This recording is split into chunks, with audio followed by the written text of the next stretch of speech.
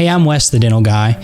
John and I are excited about an upcoming special event where you can meet the dental guys. We were humbled to be asked by Alan Mead of the Dental Hacks podcast to be part of the first Voices of Dentistry Summit.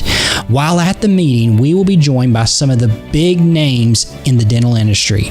Imagine watching live shows of your favorite podcasters talk about all aspects of dentistry, from advertising, practice management, and even enhancing your clinical skills. This is going to be amazing. Taking it to the next level is what John and I are about. Hey, and guess what? John and I might even get into a rant live at the meeting. Wouldn't that be great? I'm inviting you to join us in Nashville, Tennessee, January 27th and 28th for the first Voices of Dentistry Summit. So head over to voicesofdentistry.com, that's voicesofdentistry.com now to receive $200 off by entering the promo code GUYS. That's GUYS, and register now. We can't wait to see you there.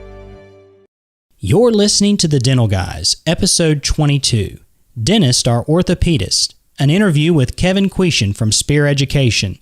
This week, John and Wes travel to Scottsdale, Arizona, where they take an occlusion workshop, and it just so happens that we get to interview their very own faculty member, Kevin Kwiecien.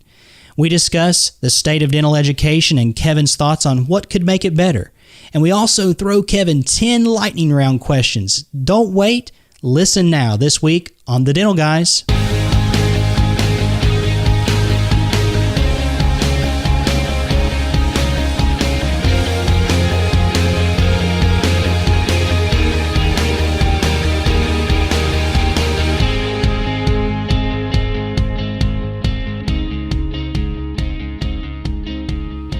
And welcome to this week's episode of The Dental Guys. I'm Wes, the dental guy. And I'm John, the dental guy. John, we just got back from another workshop out in Scottsdale, Arizona. It was a great time at Spear Education.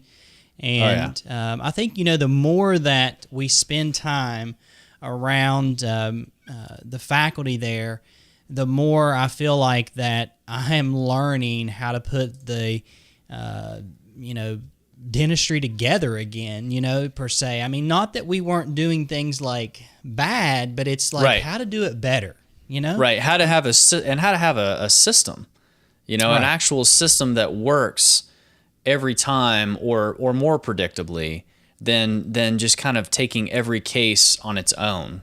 It's like, how can you take these things and really make a system in your office? Right. And that's something it's kind of retraining me on how to look at the systems in my office. Every single patient that walks in through my office, I feel like you're saying, that my mindset is set on, okay, let's do it the same way every single time. Yeah. Because the diagnosis becomes more predictable. Definitely. And then if your diagnosis is more predictable, then your consistency in treatment and really the prognosis becomes more successful. You get a better prognosis long-term for the patient, even short-term gains. I had a lady that I had in a splint prior to going out to the occlusion workshop.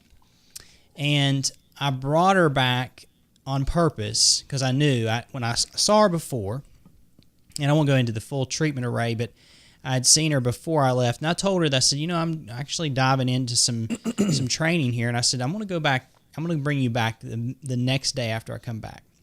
Adjusted this splint, some things that I'd modified and learned from the course, and then brought her back a week later, and she told me, she said, this is the best I've felt in years. And she said, it used to be that I had to take Flexeril to feel this good. And wow. I mean, that's awesome. That's as good as it gets, man. That's what you want whenever you take a course like this. Yeah. It's interesting how I think the more that I'm around Gary DeWood, Kevin Kwiecien, and the faculty there at Spear Education, and even the not the volunteer faculty, but the visiting faculty. Yeah, that's the word I was looking for. Yeah. The more I feel like that you're part of like a family of dentists that truly are striving to provide excellence in dentistry to their patients, and the humbleness. Like, it really, really helps to be around humble dentists that don't know it all, Right. And right. They know a lot, but they're still able to say, let me tell you what I don't know.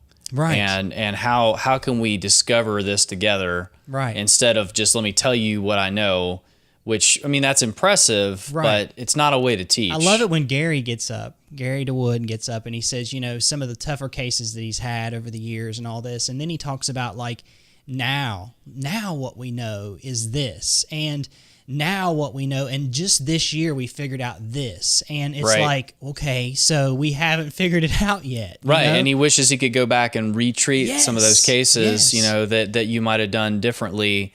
And so, I was inspired as well. I mean, it is inspirational, and you come back and you really are able to put things into practice. But we had been talking for a long time, even from our first time getting an interview with the visiting faculty member about, we definitely knew that this was an organization that we wanted to be a part of. We support. We think it's a good one to get involved with. And, we had kind of, we didn't want to be those guys who are like, hey, we have a podcast, Hey guys, but we thought, hey, might as well give it a shot, right? So we might as well, try to get out there that, hey, we want to maybe see if one of the faculty members would actually come on the show. Yeah. And somebody integral to the team there. Mm-hmm. Yeah, somebody who really, the visiting faculty, we had Jeff Lineberry on. That was awesome. It was awesome. And it was great to see somebody putting into practice, but, somebody from full-time faculty that could tell us a little bit about some different perspectives on some of the topics we talk about a lot on the show. Not trying to get them to teach their course, but just to really speak to some of the things that consistently keep coming up in our show, and maybe to do a lightning round. Right. They touch a lot of dentists out there. Absolutely. They have their hands in dentistry, and dentistry as a whole is an industry. But so we took the dental guys to Scottsdale, Arizona, on the road. Oh man, yeah, it happens when you carry fake IDs, John. I know. I had renewed my driver's license, and they gave me the paper copy until my real one came back. Well, it turns out TSA, they don't accept paper copies. Right. So I got the full body strip search basically on both incoming or outgoing and coming back. Awesome. And then Wes had like an entire carry-on full of sophisticated electronic equipment, which when that came through X-ray is like red flag every time. This guy is trying to do something.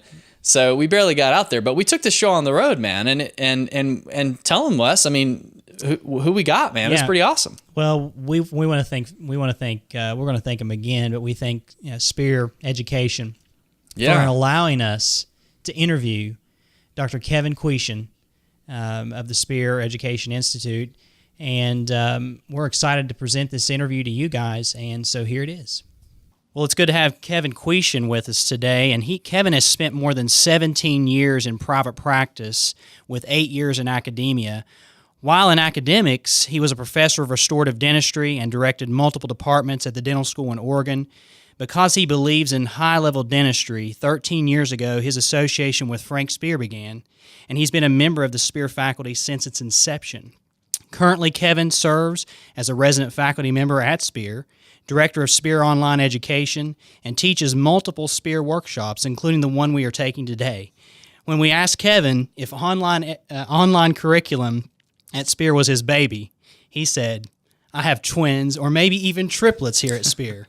I've got a lot of babies." Good to have you with us, Kevin. Thanks. I don't remember saying that, but now I do. I did say it. We picked up on that. You got a lot of irons in the fire here. I do. But we appreciate you being willing to be with us today on the show, and we're excited to have somebody representing a quality organization like Spear. Thanks. So it's great to have you. How many shout-outs do we give to this organization? Because we just love it, and we appreciate what you guys are doing. We're believers. We're believers. We're drinking the Kool-Aid. Yep, we'll take the shout-outs. We'll take them. So the first question I want to ask you, to kind of get right into it today, respect your time, is about the current state of dental education. Mm-hmm. we know that you've been in the dental school environment, and then you've been in essentially the postgraduate or continuing education environment, of course, here at Spear. And we'd love to hear your thoughts about how you think the current dental school educational process is preparing dentists for practice today. Well, I think they're doing about as good of a job as they can. Having taught in the dental school setting, and then done some study clubs with recent graduates, and then working here with some recent graduates, but then those who have been along, I feel like I have a pretty good idea of the breadth of brand new graduate from well out. And I would say that I worry a little bit that the system is broken a little bit, but maybe it's not fixable. I mean, I think the three of us sitting here know that 4 years is sometimes just not long enough. Yeah. And maybe it is for a few of us long enough, but for the majority, I just don't think 4 years is long enough to get what we need out of dental school. So that in and of itself, the system is just sort of broken. Yeah.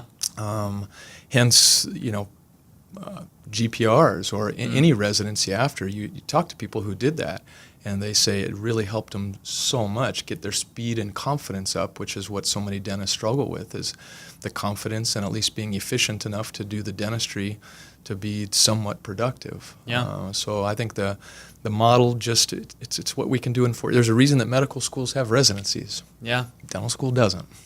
Yeah. Yeah. So you feel like that, expand up a little bit upon what you feel like could be done. You have mentioned just briefly there, you said maybe residency is something we need to look at for dental students. Yeah. And maybe some dentists don't need that extra training, but the majority seem like they do. Yeah. And I work directly with a residency, and I feel like that they come out very well educated. Do you feel like that this is the model that we need to start looking at further with dental education? Residencies being sort of mandatory? Yeah, like as a model? 5-year model as opposed to a 4-year model? Sure. Well, I mean, so that obviously that might be one solution. My opinion is always, as opposed to creating a system for something that's downstream to fix a problem, take just one quick look a little farther upstream and think about what we could do to alleviate the potential downstream problem. And one would be like, for instance, I can only speak for Oregon because I was there for a lot of years, but right before I moved here, we moved into a new building, and at the same time we thought what a great time to create a new curriculum, to really take a step back and like we were starting from scratch again. So for me, it's I'm very big into teaching with intention. Like in dental school, and a lot of dental schools, it's just because that's what we've been doing. Yeah. Let's just keep doing what we've been doing. Maybe tweak it here and there, as opposed to start to maybe teach with a little more intention. Take a step back and say, does this make sense for the dentist today to help him and her come out with the education that's going to help them get started? So I was really proud of that. Honestly, at Oregon, although nothing's perfect. I mean, trust me, nothing is perfect there. Sure. And it never will be. It can't be. It's impossible. But we looked at every class and said, does every class have a reflection on primary anatomy? Why do teeth look like teeth? And an occlusion. So even if we're teaching oral pathology, restorative dentistry, every class we said, does that have a reflection on why teeth look like teeth and how they function? Because that's what being a dentist is really all about. And does that reflect how that's working with the whole stomatognathous system? So does this class really make sense, or should we change the way we teach that? So for me, a residency would be great, but wouldn't it be cool if we all took a step back and said, let's completely reevaluate what we're teaching, why we're teaching it, and how we're teaching it, and then maybe 4 years is enough. So I know that's a long-winded answer, but no, that's good, because it sounds like you're saying it takes an honest look from the faculty and the whole, really starting, like you say, from scratch and saying, is our curriculum the problem, or can we do better? But that takes a lot of to move a big organization like a dental school. That's a lot. It's very difficult. I'd say. And I'm not going to say it was easy. And again, I was only a teeny tiny part of it. What was your biggest barrier? Okay, well, I mean, there's a lot of people who have put their blood, sweat, and tears into it for years who are now saying, well, you want to change that? And I can appreciate that. And so there's a lot of people that have been there a while that deserve to be in the dental school setting. But to take what they're so passionate about and say, maybe not. It's emotional. It's their baby. And so you have to respect that. And then also there's some faculty that have been doing it for a while, some that are newer and getting buy-in. It's no different from any other corporation or business. Sure. You need buy-in from everybody, and not everybody feels the same. Hence, you have a dean and some committees that say, well, we've heard everybody. This is what we're doing. We can't please everybody. Yeah. But it's the way we're moving now. Interesting. Yeah, Well, yeah. that kind of goes right into the second question. Sure. Since we know if we, in the current system with dental school being the starting point, as you're saying, it's a starting point. It's not perfect. Maybe some places are doing better with their systems, but since that's a starting point, since you're seeing all the time, you're seeing new grads, but you're also seeing dentists that have been in practice for a long period of time coming here to Spear, what are some of the areas that you feel need the most improvement in either clinical skills or knowledge? What are some of the areas that you're seeing that need the most work? Yeah. Interestingly, clinical skills, everybody thinks, oh, the requirements are getting less and less, and so they don't have enough preparations, they haven't done enough root canals, and some of that's true to a certain extent. But again, same thing, think upstream a little bit more. And what they're really struggling with is and it sounds biased, but there's a reason I'm sitting here right now. It's a lot of dentists struggle with, I don't know what to do with this patient. Because in dental, you got 7 instructors telling you 7 different treatment plans. You both experience that.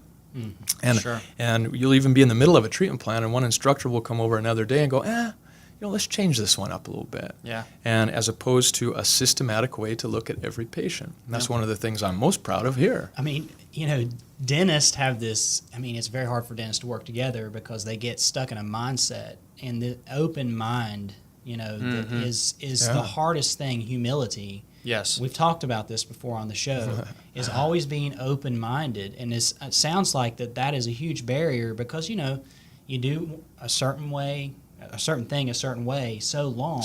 Yeah. Old habits are hard to break. Yeah. And I could see where that lack of a comprehend, because it's difficult in the dental school environment, and as I know we're focusing on dental school, we'll talk about, the grads have been out a while too, but you're working on, you don't have the skills necessarily to prep a whole arch of teeth. The time is a factor as well, and so you get tunnel visioned. But then there's also a need to have that understanding. And man, like you say, unless you go back to the beginning and really redesign the entire curriculum around that, very difficult to say, you have limited reps essentially on say crown preps, but we're going to try to explain to you how to treat a full arch case. And I don't know that's but you're saying that again, that the thing you see the most need for is the big picture, understanding where we're going. Where you're going, yeah. And it doesn't need, I'm not saying need to learn how to treat a full arch and how you would do that. It's different. It's visualizing the ideal end before you begin. Don't necessarily even think about how we're going to get there yet. Let's look at, the patient as a whole, what would be the ideal end, but how do we get there? We need if you ask 10 different instructors what they think the ideal treatment plan is, you probably come up with 10 different answers. So how do you even, if we know that's the case because you come here and you listen to comprehensive treatment planning and how to do that, which I think you learn to do pretty good in dental school. In some schools, I feel like I was well trained in comprehensive, treatment planning, but the vision that you get from that is like the 10 plans. So how do you even get a group of dentists together in a school and say, okay, what planning are we going, or what goal are we going to choose? Exactly. It's difficult when you got part-time faculty. You mentioned buy-in. Well, and we tried it, and again, I'll go back to Oregon, and not that they'll ever hear, but we'll see who listens to this. I'm not sure who the exact audience is, but it makes so much sense to me to at least evaluate every patient the same. Then, and it sounds, and we can talk about Spear in a minute if you want, but as you guys both know, if systematic treatment planning is, the way we teach it here, is EFSB, aesthetics, function, structure, biology. Right. Well, I promise you in the dental school, there's a lot of people who are looking at biology and then structure. They never look at function, and they don't think they have time for aesthetics. Whereas if every instructor looked at every patient the same, doesn't mean you're going to do the treatment. It means you at least assess every patient and treatment plan every patient the same way. Oh my God, now the dental students are like, there's a system. I may not even do that treatment, but at least I know what's possible and I know how I got there. So for me, systematic treatment planning is it's more important than prepping 7 more teeth, because you're going to get good at prepping teeth when you get out. But having the foundation of a systematic treatment planning is one of the things that I think would change in a dental school. And I watched it change. We tried it. It started. It was moving in that direction when I came here. So do you feel like, since you're seeing dentists that have more experience that are also coming to Spear, is that the same thing that they struggle with too? I mean, does that change with years of experience out of dental school? No, because they never got it. Right, they never got it. Yeah. And so if they don't ever have a system from the beginning until they go to, say, a place like Spear and buy into a system and see every patient through that same lens, then it's difficult for them to ever get. And on the other hand, we see that overall a lot of dental treatment plans are getting more complex because we have a lot more treatment modalities available now. Totally. So it's really kind of going the wrong direction for not having a system. Yeah, exactly. You need it more than ever. But by far, because with all the new materials and implants and hybrids, and it's like it gets so overwhelming, as opposed to, nope, it's not overwhelming. Let's start with E, go to F, go to S, go to B. I can see where the answer is. So knowledge, you feel like, is the biggest thing, and how to come about, or the knowledge that you get from a certain system of comprehensive treatment planning is the biggest lacking thing, and how to do that. What about clinical skills? I mean, do we feel like, John and I, that clinical skills seem to be lacking? Maybe you see it differently. I don't know. What's your thoughts on it? I think clinical skills, meaning, do I know how to hold a burr to a tooth and make a prep look like it's supposed to look?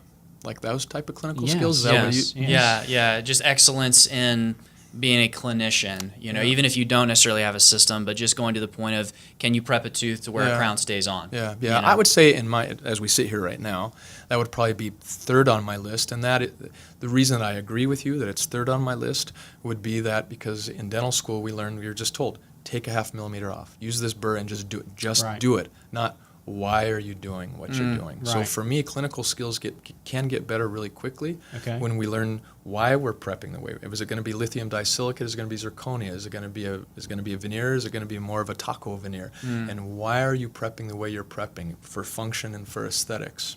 So it's taking it to the next level of understanding here. It sounds like you're saying, understand what the ideal is and understand why you're doing what you're doing. Yes. And then the clinical skills follow. They do. If you understand. Yeah. So you think a lot of the problems we're seeing with clinical skills is just a lack of understanding why. Why? Absolutely. Because in dental school they were just told, just prep, just do this, and then take an impression of it and send it in and do this. With no regards to material science at all. Yeah. Well, I'm not going to say no regard. I mean, right. but not as much as you should have. No. Why are you prepping the way you prep? Just if it's gold, we do a 0.5 millimeter. Why? I don't know. Because I was told to do a 0.5 millimeter when I do gold. Right. Because that's what you need. But I heard there was this feather thing. Nope. They told me to do a chamfer.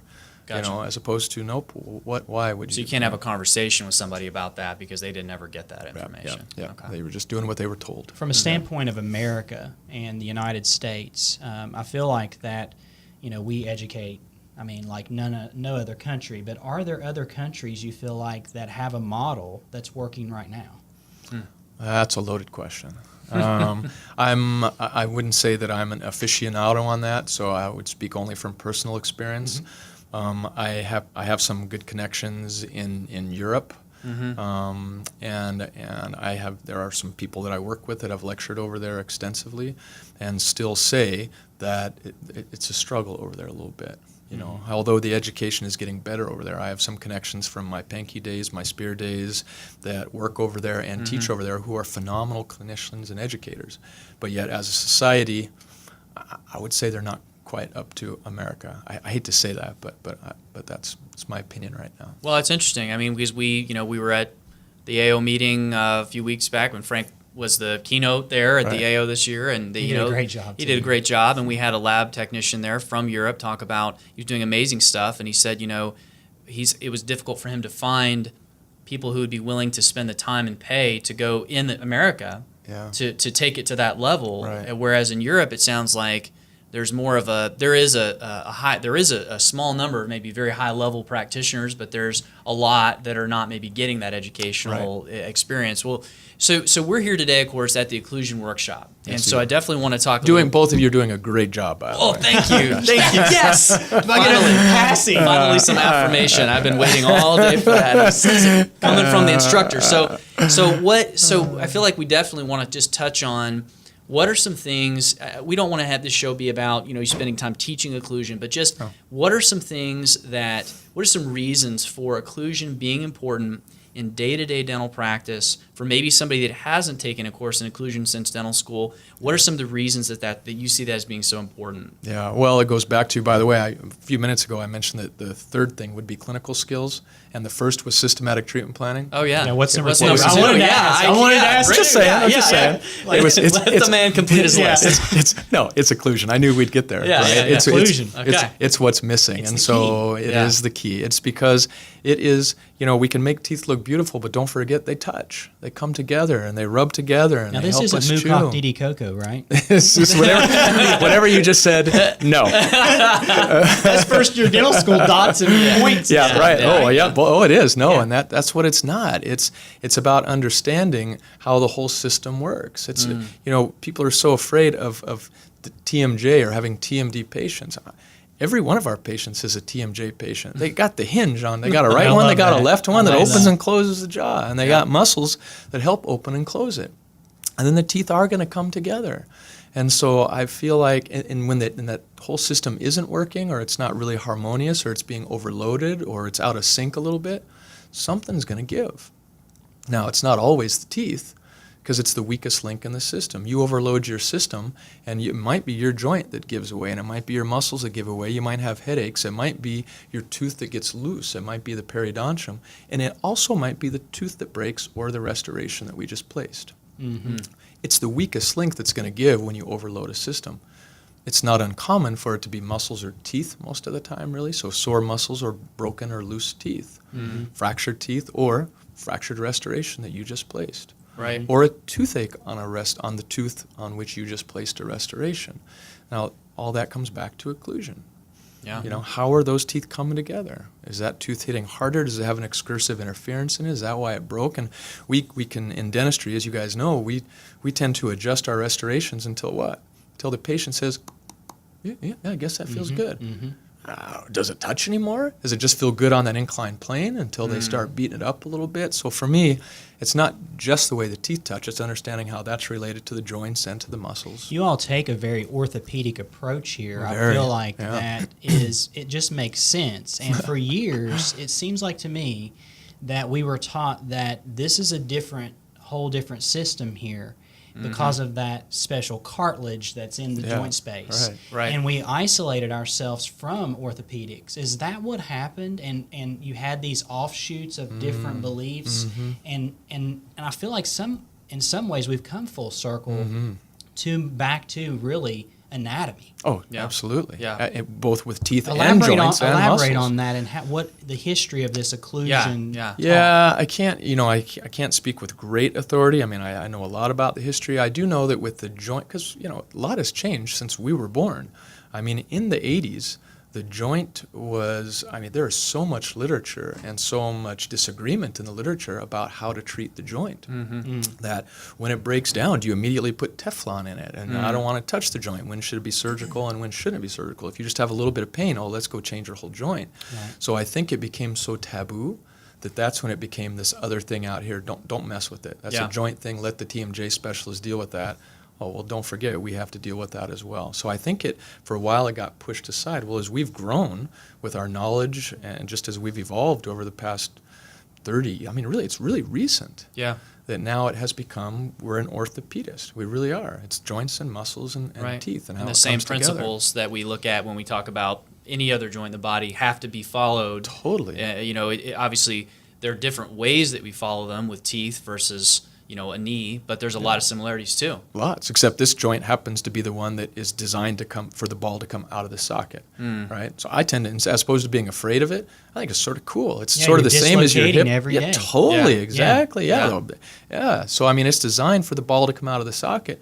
Cool, but when we bite together, it should go back in. But not for 8 to 15 millimeters, John. Right. You don't dislocate until about 8 to 15. Yeah. It doesn't start to translate until out there. Yeah. Well, so that has, like you say, we've been very impressed with the way that you guys, you talk about postural things. You talk about, what are muscles doing? It's not just the joint. And again, that's what the orthopedist would talk about with your hip or with your knee, with any joint. And that seems like that understanding combined with dental knowledge, it goes back to, though, having a systematic approach. Yes. Because you can't just get in there and just treat the joint either. You have to understand where you're going, and it has to start somewhere. And I guess that's what comes back to the philosophy of Spear, which is different than over that 30-year period. It's not that it's different from the standpoint of it's changed something, but it's a different approach than maybe some of the other approaches. Give us maybe in a minute or two what you think makes Spear special, or what you think makes Spear different than maybe some of the other organizations out there that people are looking at in terms of where should I go to learn a system. Yeah, well, I'll as opposed to being really biased, I'm very biased because I work here, but honestly, it's what Wes said a few minutes ago, and you said it, it's the same as what I say, it just makes sense. And so for me, it's not real. I love Spear Education. I love Frank. I love what he's done for the dental world. But I also love what L.D. Penke did for the dental world. I love what John Kwiecien has done for the dental world. I love what Pete Dawson has done for the dental world. Yeah. For me, it's that all just makes sense. Dawson makes sense. Kwiecien makes sense. L.D. Penke makes sense. Frank Spear makes sense to me. Because when you look at those, they're all orthopedically based, and it's just looking at the whole system and making it work. Yeah. So I think, for me, what I would say for Spear, but I would say it for all the other people I just said, it just makes sense. Makes sense. It's not so darn complicated. And their systems are all in a lot of ways similar. That's why I love them. And that's why you love them. Yeah, I've learned from hard and what's complex, the Mucock Didi Coco. Who remembers that? Right. Right. Yeah, exactly. And you make it easy. You break it down into simple terms, and it really helps out. Yeah. Well, that's great. Well, in the final segment here we want to do today. Parts, right? All right. We love this part of the show. Hang on, I gotta get ready. He's sweating. I have a little water. Yeah. So we're gonna we call this our lightning round. So Kevin, welcome to the lightning round. All right, I'm ready. And it's like Price is Right. Yeah, you only told me I was going to have this round right before we went live. So. Yeah, exactly. We didn't want to give him any idea what was going on here. So what we're going to do is we're going to give you 60 seconds. Okay. On each one of these questions, and these aren't going to be like long questions, but just to give you that we are going to refrain from commenting. John, last time we did this, we had a problem. Okay. Yeah, we kind of jumped in, so we're going to try to just shut up, which is hard. Okay. But so I'm going to start with number one, and Wes and I'll go back and forth, give you, and you just tell us your best answer to this. So remember, you got a minute for each one. Can I be done in 5 seconds? You can be done in 5. You can. If you don't have any, if you're good. I plead the fifth. Okay, fine. Fair enough. So composite of choice. Oh. I plead the fifth. Oh, really? Okay. What can we say? Anterior versus posterior? No. Actually, you know what it is? There's so many good systems out right now. Okay.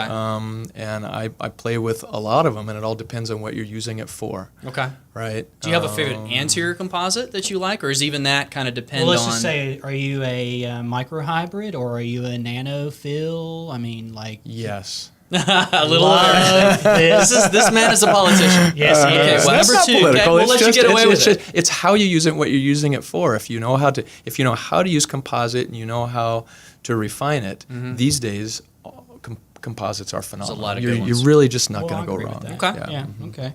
So number 2 is bonding agent of choice. I don't mean to be political again, but it depends on what you're using it for. Okay.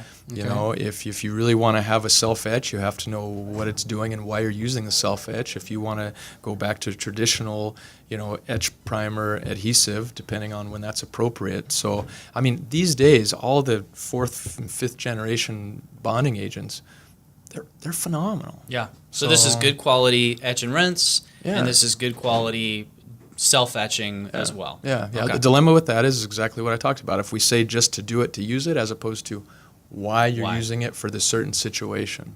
Great answer. Like it. It's a great answer. So next one is digital versus conventional impressioning. Oh, that one I'm pretty passionate about that one right now. All right, bring it. I am having a great time. I use a lot of CERAC OmniCam right now, and with the ortho software, I'm literally every patient I see right now, I'm still taking, just like we do in occlusion workshop, I'm taking PVS and I'm mounting models on an articulator, but I'm also scanning the upper and lower arch in the ortho software for CERAC, and I'm actually taking a centric bite for my buccal bite, and you can actually stitch them together and see the first point of contact and getting using the virtual articulator as best as possible. We actually have a 2-day seminar that Sam Puri and Mike Scramstad and I do on the comprehensive dentistry in the digital world. So that was a long answer, but I'm totally loving it right now. That's good. Yeah. Okay, number 4. It is Emax or zirconium. Ooh, that's lithium disilicate. Lithium disilicate, Yeah, yes, right. or zirconia. Do you want to bond or not bond? Okay. If you want to bond, I like lithium disilicate. If you want strength and not have to bond, I like zirconia. We're finding that the margins with zirconia are phenomenal because, it shrinks, I just blanked on the, 20, I was going to say 18 to 22%. 18 to 22%. Yeah, okay, good, Depending yeah. on what manufacturer. Right, exactly. Sorry. And so, no, good. That's not, I was going 18, 19. I couldn't remember. Do you want to bond or not bond?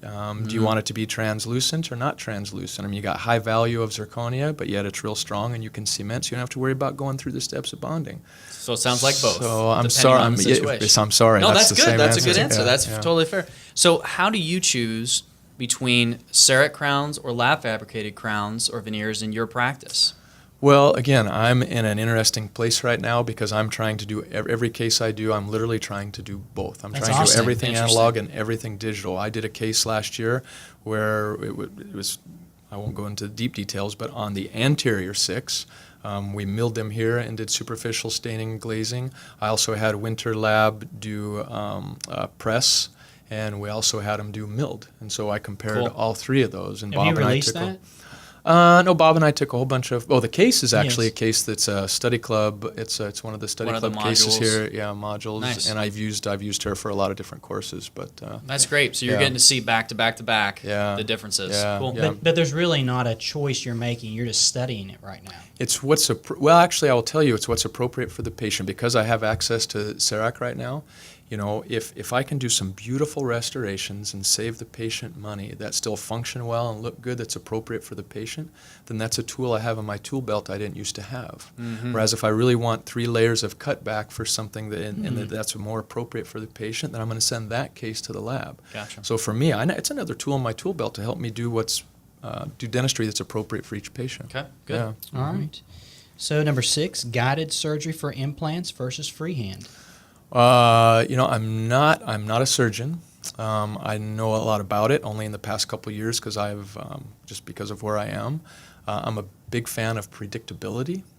And when you're using the CBCTs the right way and you're planning it the right way and you have a guide the right way and you use the guide the right way, it seems to me to be pretty darn predictable. Yeah. And I'm all about predictability. Good answer. Good answer. So what about cemented versus screw retained? Now, that one's not so hard for me. I still like the predictability of screw retained versus cemented. I like the retrievability of them. Yeah. And so when it's appropriate, although I have cases where you just have to cement them in. Sure. So it's what's appropriate for each patient. But if I had to just pick based on that, screw retained. Screw retained. Yeah, done. Okay. Hold just a second. Did that just... Yeah, just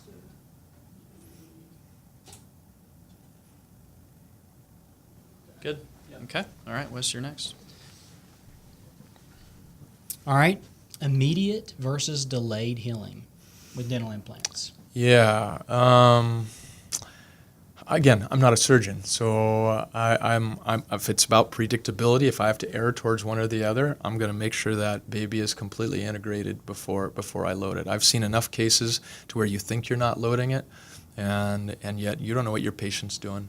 So number 8, fractures on yourself Right. today, Yeah. and you've got to have an implant. Yep, I have that exact patient. Okay. And Yep. and what would you do?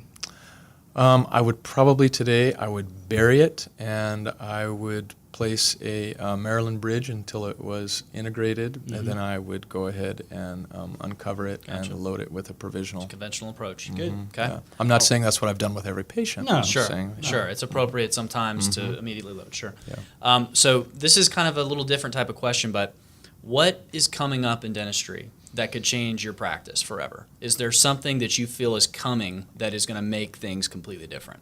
Yes, and it really is. It's already there. It's the digital world, right? It's what I talked about a couple minutes ago. It's scanning the upper and lower arch, so we don't even need to take it. I mean, we're going to be impressionless in the next 10 years, for sure. But then the neat thing is because we have everything digitally, we're going to start using virtual articulators whether we like it or not. And you may not even know that your lab technician is using it, but your stuff is just going to need a few less adjustments. It's just going to be better because it's easier to use. Because it's less variables. Would you say that's the answer? Less variables, and it's just going to be put on this virtual articulator when we do everything digitally. And so we instead of having to take records and mount it and go through the process, it's going to happen much quicker, so why wouldn't you do it? And that could definitely change everything. Oh. I mean, it is changing everything at a rapid pace. Oh, the digital world, from treatment planning to occlusion to efficiency to predictability, the digital world is great.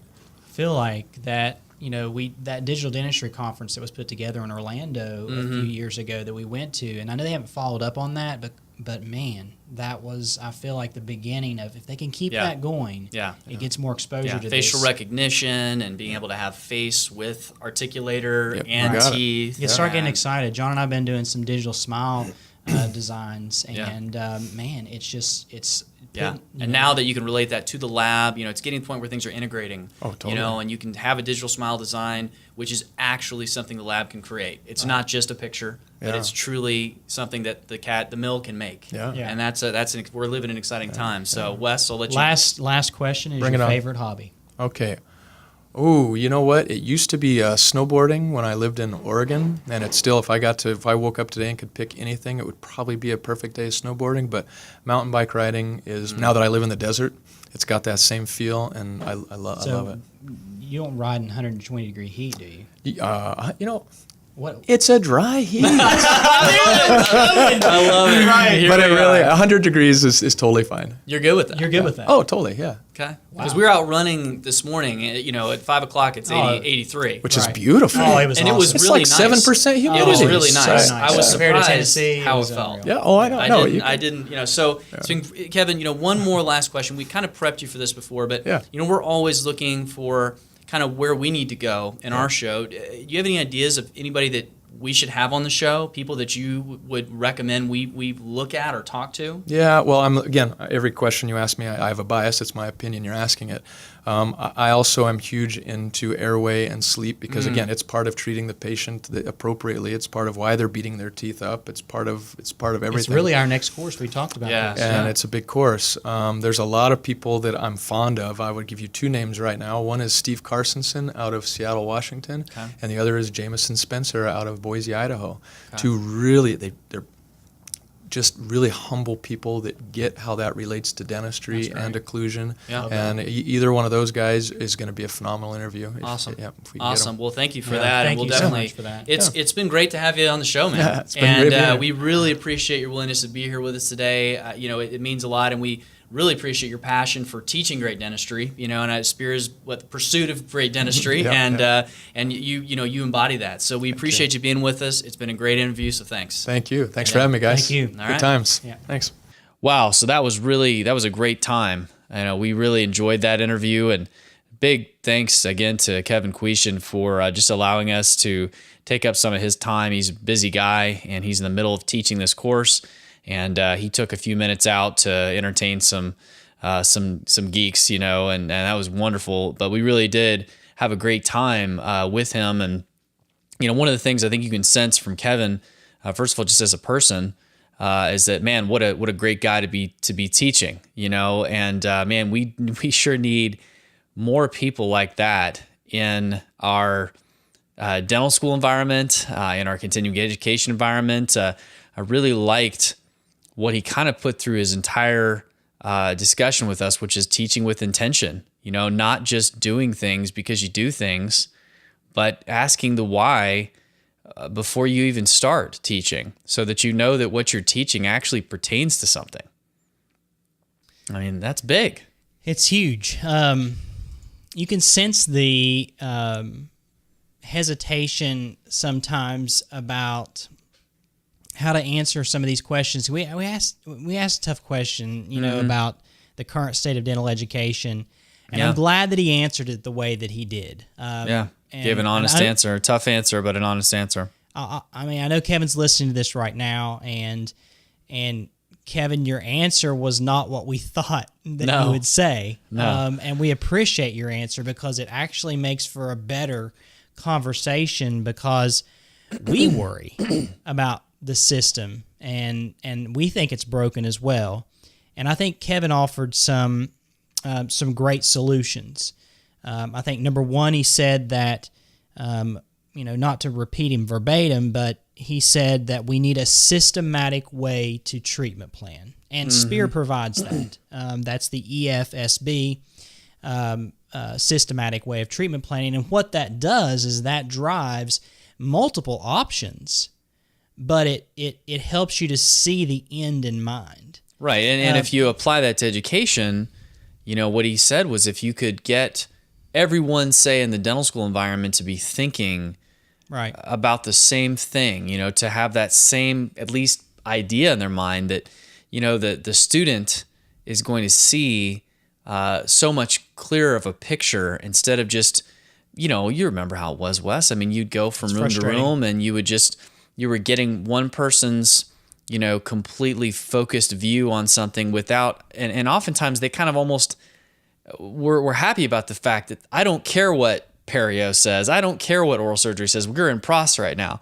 Right. And, his approach of, well, if everyone's thinking about the same system, then it actually is teaching you more about how to learn a system, not just how to memorize. It's a difference between teaching facts and teaching somebody how to think, Can you imagine? Let's just go back to dental school for a second. Okay, that was 1999 to 2003 for me. For you, what was it, 2000? 02 to 06. Yeah, 02 to 06. Can you imagine walking into the clinic and your new patient sits down and the first thing, what do you think about the way your teeth look? Or let's take a lip at rest picture and discuss. No, the perio instructor would come over and say, no, you got to probe, And so that's the thing that he said is that the biggest barrier with this whole thing in dental schools, it's like any other business. It's people. It's people. People are our biggest barriers. And if you own a business out there as a dental guy or a dental gal, and you understand what we're saying about this, is that it's not sometimes the dentistry that we do that's hard. It's the actual people that we're dealing with in our day-to-day business, the team that surrounds us. And it really emboldens me as a dentist to invest in my team, like to make sure that we all have buy-in.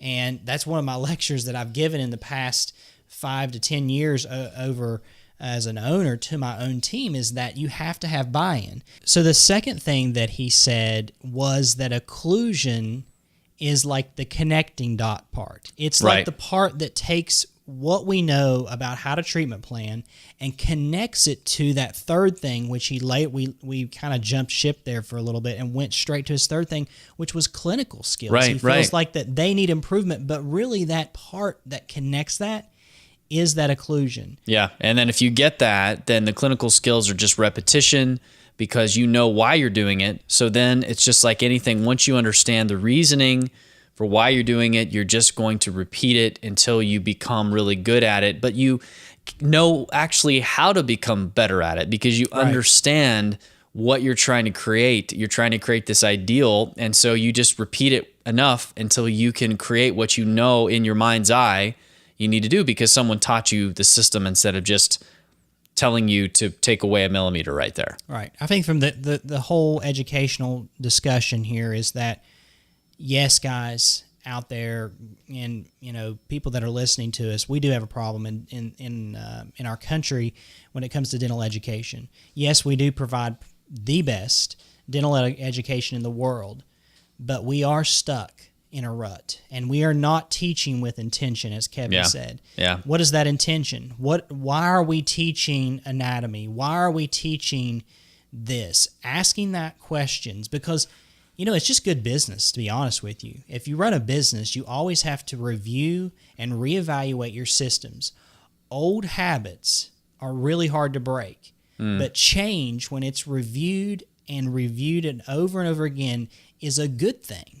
Right. Because you're always looking at what are we trying to do here, okay? Every year we're trying to reevaluate that. That's just good business. And I don't understand why education hasn't taken that business approach. It may be that, who knows, that's a debate for another time. But I think another point that he brought up here, and to me this is excellent, is that he said that dentists are orthopedists. Yeah. And that Looking kind of at the sums up joint. that whole occlusion thing and what Yeah. Spear is all about. Right. It just makes sense Yes. that we come back to this anatomy approach of really don't isolate. Like when he started talking about the history there, and how in the 80s we got really scared about this, and we said, oh, let's take this TMJ joint, or let's take the TMJ and actually put it in a box because everything we do to it messes it up. Right. Don't touch it. And for Right. years, it was like, really, don't touch it. Yeah. And now it's like, okay, now we understand some things. There's some predictability here that we can get.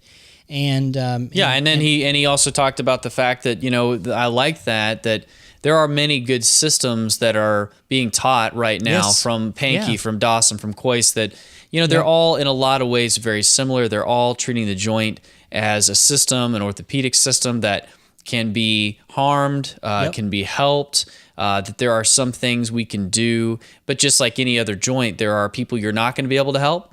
And there are people that you can help with some predictability, but you have to understand the system, understand the anatomy, understand the orthopedic approach.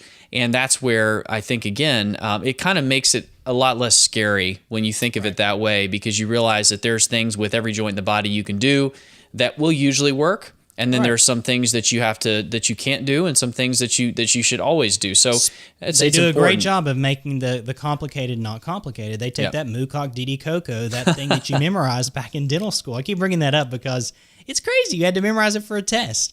Yeah. That means nothing to me. I couldn't tell you what that means. I just remember the acronym or whatever. That's awesome. So it's impossible. You can't do that. No one has that type of occlusion. It's just, what we tried to make so complex was really not taught with intention.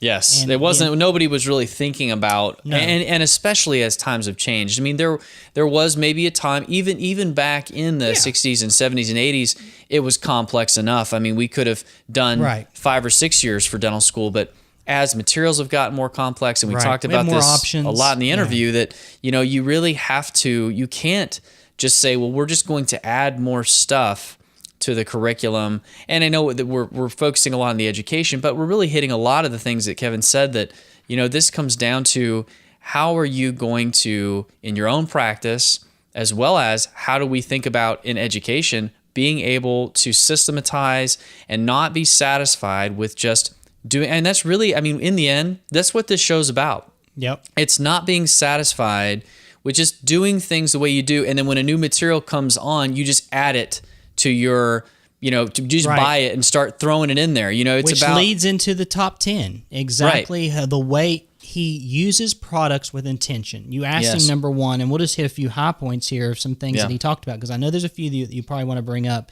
Number one and number two is about composite and bonding agent.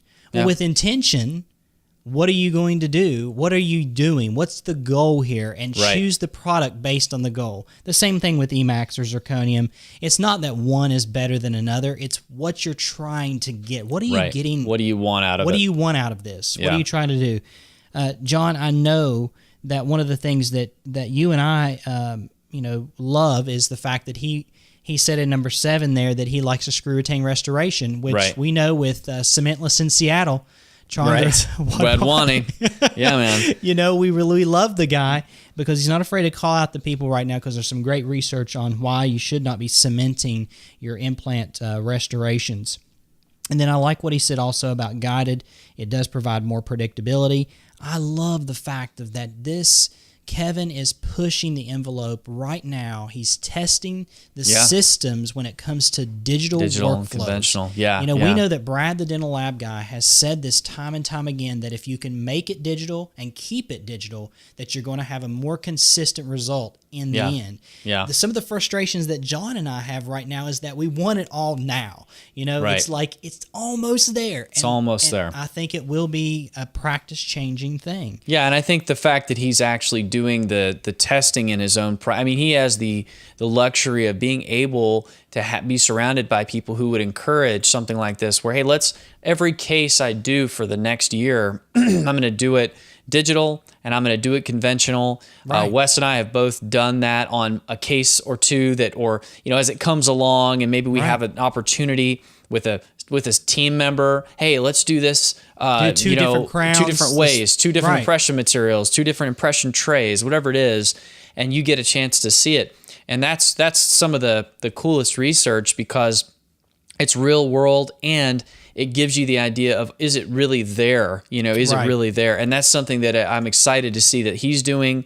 And I think that's the way that we get people comfortable with the time when it's actually going to be mainstream. And I think, like you say, it could change everything. It already is changing a lot. And when we're able to relate, being able to do a lot of the things we're taught through Spear with, say, lip at rest, to a digital model, to a digital articulator, to photographs, and get that all in one piece of software, or something that can be easily interchanged with the lab.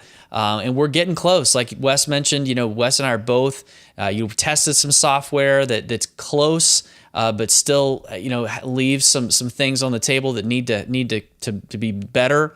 But it's getting closer, and I'm excited to see. I feel like they know a lot about digital articulation. We didn't talk a lot about that in our course, but I think there's a lot more that I need to learn about that. It sounds like really their group there is right on top of that. Yeah, maybe more than what I've course. seen. It's a 2-day course. I think he mentioned a 2-day workshop on comprehensive digital dentistry.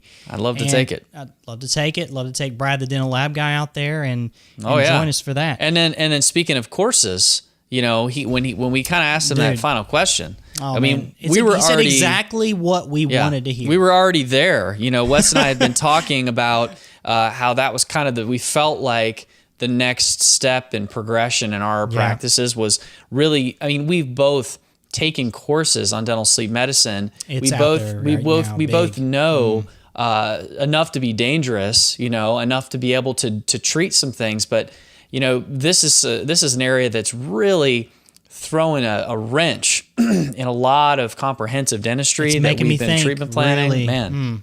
So then he calls out the names of, We're coming. yeah, Dental and guys so are coming for these we're- guys. We're coming. We're Yes. coming. I think that when we get to talk to somebody like Kevin, he gives us a lot to think about. I know that anybody that's listening to this, it's giving you a lot to think about. And the cool thing was, of course, selfishly, Wes and I love the fact that a lot of the things Kevin said were things we've talked a lot about on our show, and just really add to some of the questions that we're putting out there, some of the knowledge that we're looking to put out there, and the things that we are still trying to get better at, that he's given us some next steps to take that I think we all who are listening to this show can go, and look into some of these areas and say, how can we get better? And again, as he said, humble people being taught with people who are teaching with intention, finding those people, seeking them out, whether it just be a good friend that you meet that you can go geek out with about research and literature, whether it be the lab, whether it be going to a place like Spear, whether it be going to another place that just gives you a high level where you're being challenged to think about these things. You gotta be involved like that. And I think anybody that listens to this show and doesn't turn us off after the first couple episodes, you're probably wired like we are, at least somewhat, or you're getting something out of that.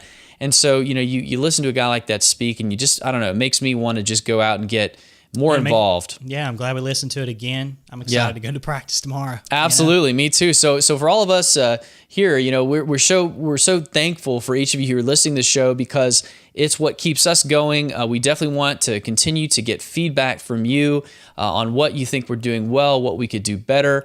We'd love to hear some feedback on this episode. We could definitely will pass along any of that to Kevin as well. If you've got questions for him, I'm sure that we can give him a shout out on our Twitter feed with his Twitter feed and link back to him, or questions that you can send directly to Spear. But if you have feedback for us, please throw it our way. Get in touch with us on Twitter. Get with us on Facebook. Check us out on YouTube. We're really trying to put a lot of good quality content out there, as we always do. And we're going to, as we continue to stay involved with some of these continuing education organizations, I hope, Wes, that this kind of thing can become more common for us, where we can seek out some of these opinion leaders and feel like we maybe asking some of the questions that I think a lot of you out there are wanting us to ask. That's what we're interested in, is keeping on the forefront of where dentistry is going, and to being one of your sources for staying on top of the kind of the pulse of dentistry. We are the Dental Guys.